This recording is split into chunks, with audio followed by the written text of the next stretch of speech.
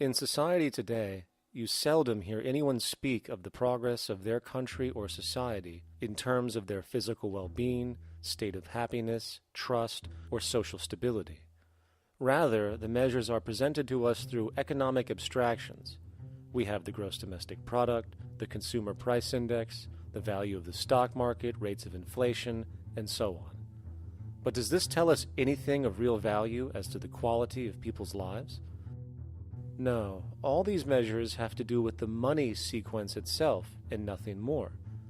For example, the gross domestic product of a country is a measure of the value of goods and services sold.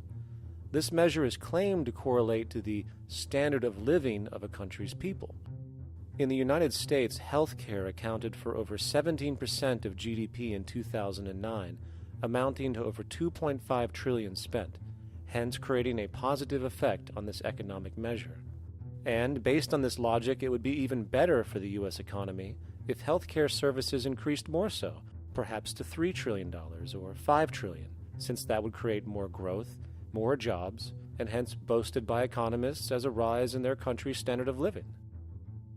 But wait a minute, what do healthcare services actually represent? Well, sick and dying people. That's right, the more unhealthy people there are in America, the better the economy. Now, that is not an exaggeration or a cynical perspective. In fact, if we step back far enough, you will realize that the GDP not only doesn't reflect real public or social health on any tangible level, it is, in fact, mostly a measure of industrial inefficiency and social degradation. And the more you see it rise, the worse things are becoming with respect to personal, social, and environmental integrity. You have to create problems to create profit. There is no profit under the current paradigm in saving lives, putting balance on this planet, having justice and peace or anything else. There's just no profit there. There's an old saying, pass a law, create a business, whether you're creating a business for a lawyer or whatever. So, crime does create business, just like destruction creates business in Haiti.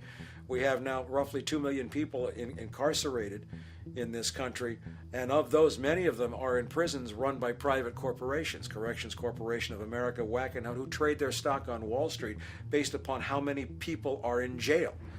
Now that's sickness, but that is a reflection of what this economic paradigm calls for.